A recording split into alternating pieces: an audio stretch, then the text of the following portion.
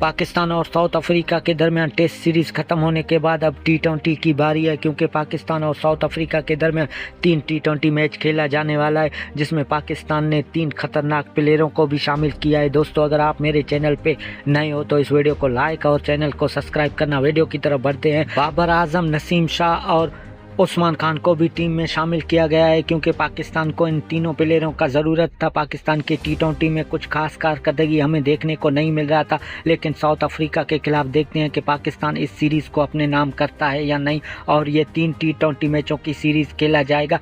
पहला टी20 मैच पिंडी में खेला जाएगा, 28 अक्टूबर को खेला जाएगा। पाकिस्तानी टाइम के मुताबिक शाम 7:30 बजे शुरू होगा, और दूसरा टी20 मैच 30 अक्टूबर को खेला जाएगा। दोस्तों, क्या ख्याल है, पाकिस्तान इस सीरीज़ में साउथ अफ्रीका को शिकस्त देने में कामयाब होगा या नहीं? और बाबर आजम जैसे प्लेयरों का टीम में होना चाहिए था पहले टी20 में, क्योंकि बाबर आजम का जगह बनता था। और बाबर आजम और उस्मान खान को भी शामिल किया गया है। मोहम्मद हारिस की जगह उस्मान खान आए हैं, क्योंकि मोहम्मद हारिस ने एशिया कप में किसी कारकर्दगी का मुजाहरा नहीं किया है। दोस्तों, क्या ख्याल है, पाकिस्तान सीरीज़ अपने नाम करे